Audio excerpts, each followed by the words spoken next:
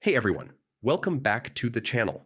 If you're managing a business on Zoho Books and need to collaborate with your team, setting up user roles and inviting users is a must.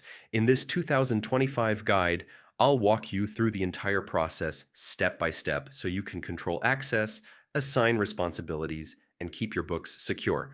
Stick around till the end to make sure you don't miss any key details. First things first, head over to the Zoho Books website. On the top right corner, you'll see the Sign In button. Click it.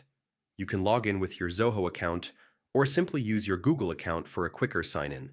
Once you're inside your dashboard, look for the Settings option.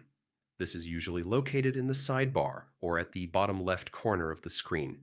Click on it to open the full settings menu. Inside the Settings panel, scroll down until you find Users and Roles. Click Users to view the list of everyone who currently has access to your Zoho Books account, along with their assigned roles.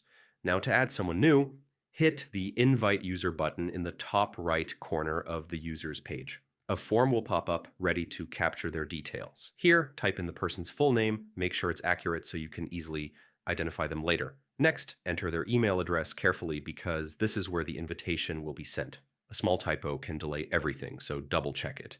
This is where you control what they can and can't do. Zoho Books offers predefined roles like admin, staff, or accountant, each with specific permissions.